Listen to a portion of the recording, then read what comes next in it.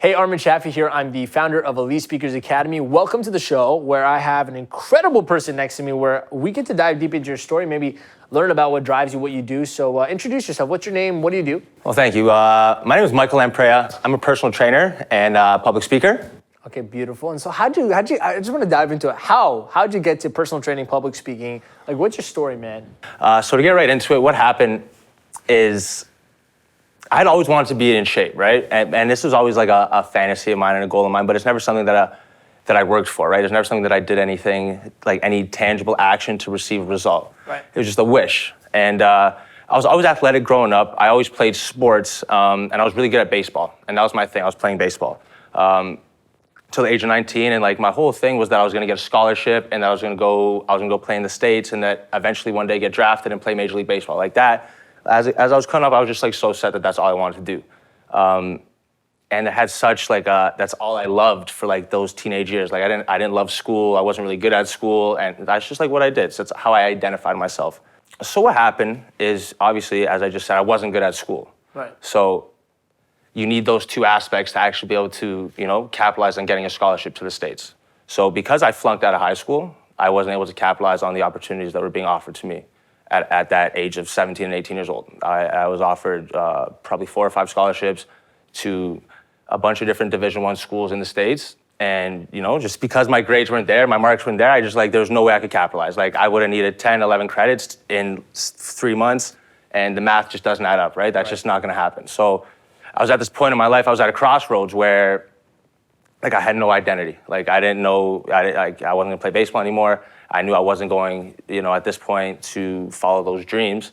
And so it hit me hard, right? And so I didn't quite know how to react. I didn't know where to bounce to, I didn't know what to do. All my friends were going to university, all my friends were going to college, but I was stuck, right? Like there was nothing. I was just like by myself now. And now like I turned to the nearest source of support, which at this point in time was negativity. Right. Or to me, it was positive because it was someone embracing me and accepting me. And like, this was probably a group of like 25 to, a group of young guys from 25 to 30 years old. They were selling drugs and they were like similar to me. Like that's, that was what they did. That's it became your support system. That was my support system, right? And they didn't care how old I was or that I was a dropout or like, they didn't care about my views on life or like how I approach life. Is just like, yo, if you're willing to do this and come and you're fine with us doing this, like we're cool. Like you can come hang out with us. We can go out on the weekends. We can show you how to make a little bit of money, all doing things that in hindsight, I'm not proud of, right? It's not what I wanted to do with my life. But it was the only avenue I had. It was the only acceptance I had. It was the only sense of like feeling like somebody, you know what I mean? And at this point in my life, like I was wearing a mask and I was like covering up the depression and the anxiety that I had from watching my friends succeed in university. Like a lot of someone that I played baseball with, he actually went on to capitalize on the scholarship. Nice. And he is my role model. Like this person, he's now in the AAA farm system for the Los Angeles Angels. And like, knock on wood, man, he could be getting a call any day. So he's like one of my idols. And I played with him from the age of 12 all the way to 19. And so it's just like watching him do that and seeing what I was doing, I was just like, man, this isn't adding up. Like, this isn't adding up. This isn't adding up. I'm doing like the wrong things right now. Like, this just isn't it. And so eventually I kept going. And like, ironically enough, my mom came to me one day and she was like, you haven't had a checkup, right? You haven't been to the doctor in like a little while, right? And I was like, you're right, like maybe I should go. I knew when I was living wrong. I was using drugs personally. I was going out quite often. And long story short, I went to the doctor's office. I got a bunch of blood work done. I had a bunch of tests done, just to kind of see where I was at, checkups and stuff like that. Went home, got a call from the doctor, probably within a week, saying that I needed to come back. He was gonna read me the results, right? He was gonna tell me what happened with this test. And so, what was going through your mind at that moment? I was panicking. Like I was shook. I was scared. I knew that I wasn't living right, and I knew that I had run some risks that could be detrimental to the rest of my life. Right.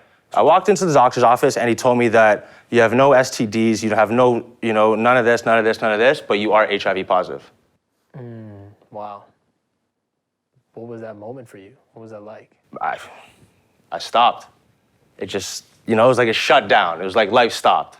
Like you would think that would be enough to kind of shake someone up and give them the wake-up call that they need to like start moving forward correctly with their life. But for me, at that point in time, it was the opposite. You know, it didn't help. Like, I just kept spiraling further and further and further out of control. I kept using more drugs. I didn't, you know, it wasn't about bettering myself. It was like, you know what, this is what I'm doing. I might as well just go as hard as I can at this.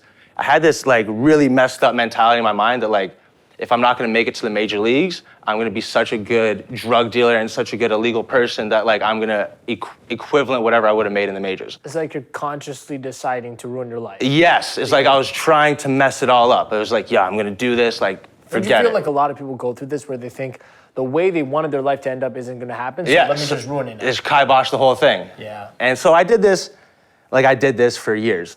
I did this for years until I was probably maybe 23 and a half years old.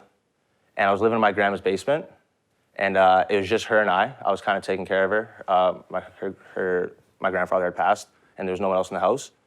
And I had been out for probably 4 or 5 days. I had been home for 4 or 5 days, and like I was on a bender. I was like partying, doing a bunch of stuff. And I came home, and I went into the basement, and like, man, I just like sat down on the floor, and it's so weird, man. I literally started crying. Sitting on the floor, like, just like, man, this is not it. Like, you're missing the mark right here. Like, this isn't why you're here, man. Like, your life does not need to be this. Like, this isn't, this is not it. I just got chills. You know? And me too. Because to be honest with you, it's a moment that I don't like thinking about. But when I do it, it wakes me up a little bit. Because that's when it changed for me. And I just had to hit that low of like, I felt so awful and I felt like I was worth nothing. But I knew that this is not life, man. And I knew that there was people around me that were living life. And I knew that there was examples of people in the world that were living life.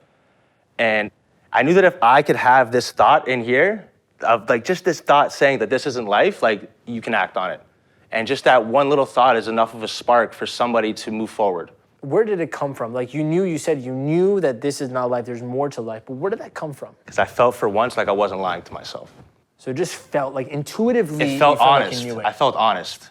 And I was like, because everything I was doing before that I was promoting and making seem like it was what I wanted, right. The whole time I knew it was a lie. And that's one of my things is that so often we get confined and forced into this box that not even necessarily that we've made for ourselves, but that society has created about if you've done something, this is who you are. Like if you're a high school dropout and you use drugs and you hang out with people like this, like you can only be this small for the rest of your life and you can never progress. So how did this bring you to doing what you do today? Like you work with people one-on-one. Yeah. I believe you personal train. You also kind of life coach people. I do. I'm getting into a lot of mindset speaking. stuff, yeah. Yeah, so how did this kind of land you where you are today, what you're doing today?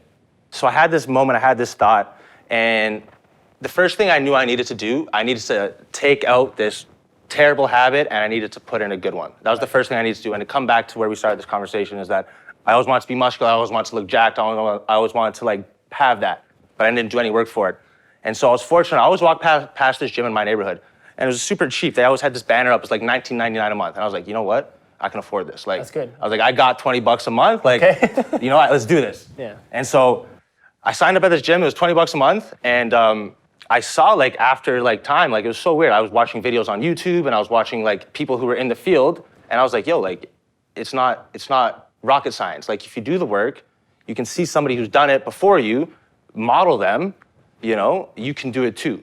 And it was such an easy click for me. Moment of clarity for you. Yeah, and then after like 6 months of actually going to a gym and showing up 4 or 5 times a week and then making sure that you're eating correctly for that time as well, you'll see a change. It's like inevitable. People who say they don't see a change is because they didn't do the work. You gotta be accountable for yourself. And at the end of the day, that's a huge thing. And for those first 6 months, I was, and I took it more seriously than anything in my life I've ever taken. Right, it became an obsession. It became an obsession. Yeah. And even more so than baseball used to be. Like, it was like, whoa, this is my way out right now. And I saw that people were like creating a life for themselves. And I saw the whole celebrity trainer thing. And I kind of bought into that. Like, I won't lie. Like, I was like, I want to do this. And I was like, if I could do this for myself, make this transformation, clear my mind, and now I'm off drugs, I don't think about it. Like, more people need this. I want to commend you for what you just said, by the way, which I feel like most people avoid. And it's the idea of if you want to help the world, people say like, I want to change the world. Mm-hmm. You ask all the time. What do you want? I want to help people. No problem. Everyone does. I mean, if you don't, like, what kind of a person are you? But the question becomes like, well, what do you have to do in order to be able to help people?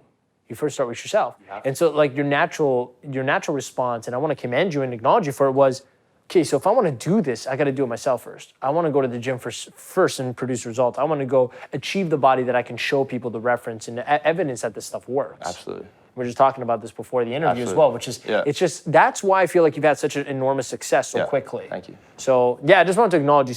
So my next question would be, okay, so this is what you do here. Here's how you got here. Why, man? Why not something else? Like, why didn't you go into this different field? Why didn't you go to school and like stick to it? I mean, the person you are is who you are because of what you've gone through. You kind of told us about your story. What's driving you? Like, what do you believe in life that causes you to wake up every morning focused on the same goal to help people through fitness, through mind, and through speaking? Like, why are you doing this all? It was the eye-opening experience for me. I believe that we all have dreams, we all have achievements that we want to go after in our life. But because of that box that we're put in, because of society, we never even take a step towards it.